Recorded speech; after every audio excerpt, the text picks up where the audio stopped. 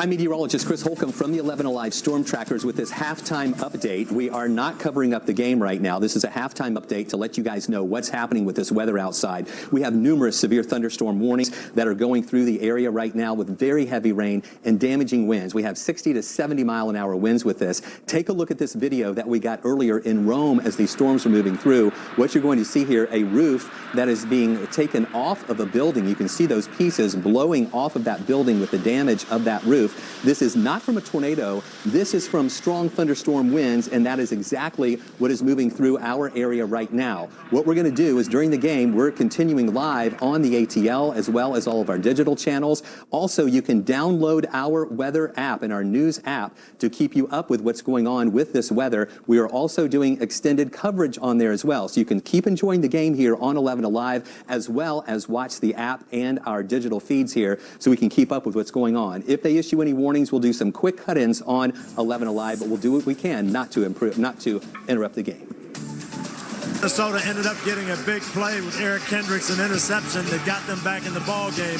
And if I'm Coach Zimmer, that's what I'm saying to my defense. We're going to have some shots for interceptions in the second half. We're going to have to make some plays. Garoppolo 8 of 13, 105 yards, a touchdown, and a pick. Let's flip it over to the 49ers defense. They really set a tone in this game early on. They did. And I said before the game started, the team that controlled the other running game would win it. And these guys up front for San Francisco have been unbelievable. Started with Eric Armstead in the pass rush, getting after Kirk Cousins. But I was even more impressed, Rodney, with the way they got after Dalvin Cook in the running game.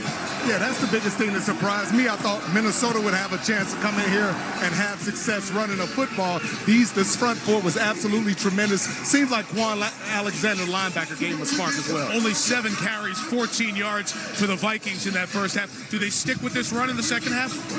They have to. I think they've got to find a way to get Cook going. They're not going to be able to pass protect if they don't get some running game going, the Vikings. I think the Vikings offense, they have to take a few more shots down the field because the one shot they took to Diggs, it ended up.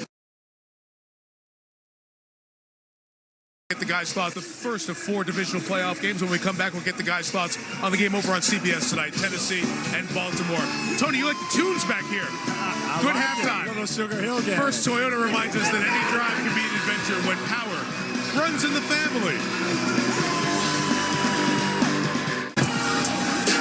San Francisco hoping to host the NFC Championship game next weekend. They're 30 minutes away. They lead by 4. Welcome back to the Toyota Halftime Show. First of 2 games in the NFL Divisional Playoff Round coming up later this evening on CBS. Tennessee will take on the Baltimore Ravens. The Titans, the 6th seed, went to New England and knocked out Brady and Belichick. Now they'll try to go to Baltimore and knock out Harbaugh and the presumptive MVP of the league, Lamar Jackson. As you talk to defensive players around the league, what do they say about Lamar that is the standout quality? They just talked about his speed, and they said he's actually faster in person than he was on film.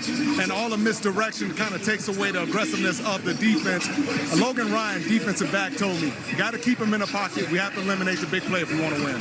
And I really think the key for Tennessee is going to be their offense. If they can get Derrick Henry pounding that ball, keep the ball away from Lamar, shorten the game. And Ryan Tannehill is going to have to do a little bit more than he did. He was held under 100 yards passing in Foxborough in the wild card game. As for the second half, what adjustment are you looking for here? Well, if I'm Mike Zimmer in that Vikings locker room, I'm telling my team, hey, San Francisco played all these tight games, these close games. Right. It's going to be close in the fourth quarter. Don't give up on Dalvin Cook. Keep feeding him. He's going to break one eventually. And Minnesota offensively, I think they have to get Kyle Rudolph a little bit more involved. I know they're focused on the wide receivers and the screen game, but open up that middle of the field by getting him involved, Mike. Is that hard because of the pass rush of the 49ers? They seem to be getting great push and very disruptive so far. They are very dominant up front right now. Minnesota has to do some things to slow them down. On the other side of the coin, Kyle Shanahan has to just tell Jimmy, hey, relax, you're in good shape. But be careful with the football, please. Been a lot of motion, a lot of eye candy from the San Francisco offense, and 2 touchdowns in the first half. 1 for Minnesota. Stephon Diggs had that. 14-10. San Francisco the lead in the ball to start the third. Al, Chris, and Michelle, second half. After this.